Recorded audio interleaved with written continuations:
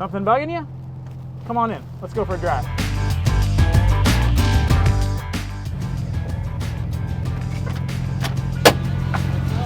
Hello, Paul. Welcome. Thanks, Trip. Welcome to What's Bugging How's it going? You. Very good. Very Good good. to see you. Paul, this is Roscoe. Roscoe, this is What's Paul. up, Roscoe? Yeah, he's been really excited to hang out with you. I've talked about you so much. He's like, when is that Paul fella gonna ride This with us? is the day. All right, Roscoe's got a personality. I like it. Yes, he does. Yeah. He does. He's pretty classy. Very cool. Nice. Yet he's also a little redneck. Okay. But, kind of like me.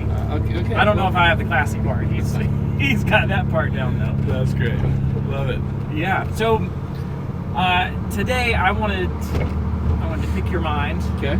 on an issue that is bugging some of my students, and it's basically goes like this. All right. So what if Christianity is true?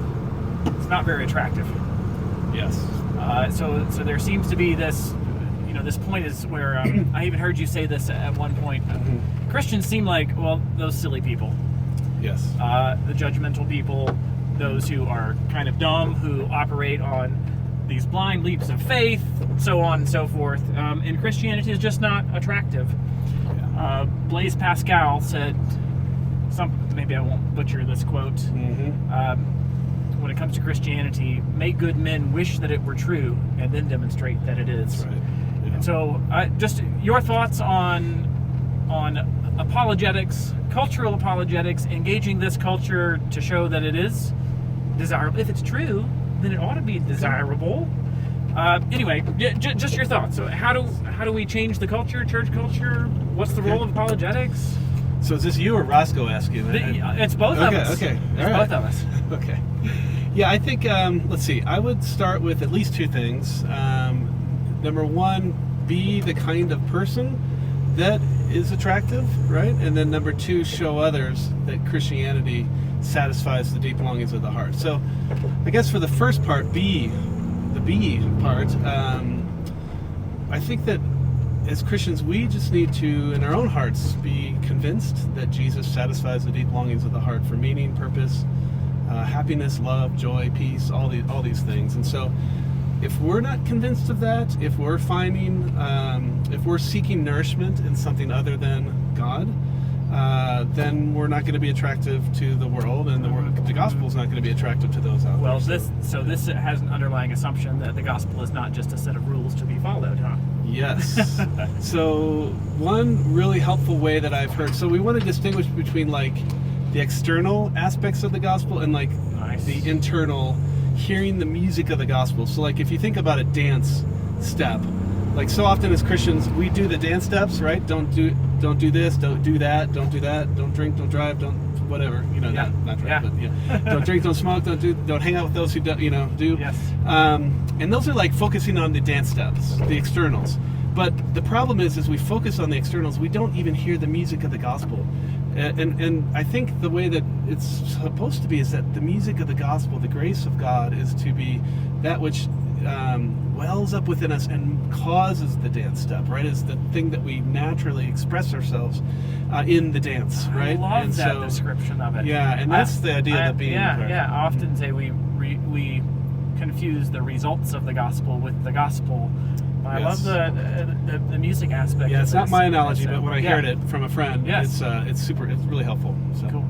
Yeah, so B, that would be the first thing. Yeah. And of course you're right, like the comment about the silly, like we need to be the kinds of people who have a robust theology of the mind and of the body and of beauty and longing and all these things that we just lack as Christians and as a church.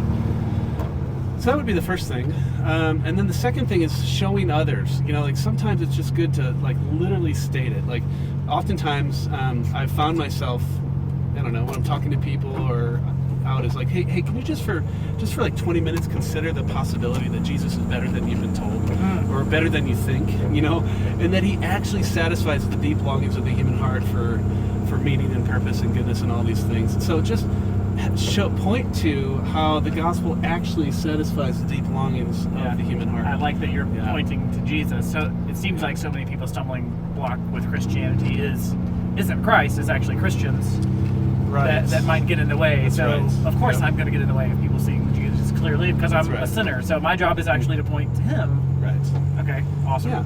And so we can show in all the creative ways, right, that Jesus satisfies the heart. And we can awaken longing, right? That's going to be part of it. That's part of the cultural apologetic idea that I have, is that in a world that our desires are disordered and they're aimed in the wrong directions, we need to sort of reawaken these desires and reconnect them to the actual source of that longing. And so that a lot of that awakening desires can express itself in not just being a certain kind of person, but making things that embody the good, the true, and the beautiful, whether it's art, whether it's a compelling argument, right, to show the evidence and engage in the mind and the emotion and the imagination with the evidence. Things like that, I think, are all helpful in a world that, number one, isn't really interested in what we have to say, and number two, doesn't think we have anything to say, even if they were.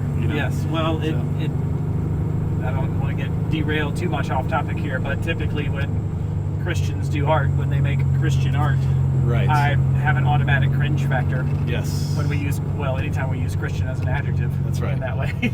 We have to respect the art form, and we have to respect the time and the many years to develop our craft. And I don't know if this is always the case, but I have heard it expressed that, I'm a Christian, so I can just do art and it'll be good art, right? And that is not how it works, right? So we've got to respect the art. And really, or there's a use of it. I'm going to use art to communicate the truth rather than embracing the art itself and allowing the truth to be exposed through the beauty itself or through the art form itself. Okay. Yes. Yeah. And that takes time. That takes, we've got to respect the craft, and this is rooted in the fact that God has created us, as Tolkien says, that we sub-created the image of a creating God, right? And that is part of our creative capacities that God has given us, but we don't want to abdicate those creative capacities to others, right? We want to fully embrace them because this is how God has made us, and so that takes work, right? And so we need to do better in that area. Yes.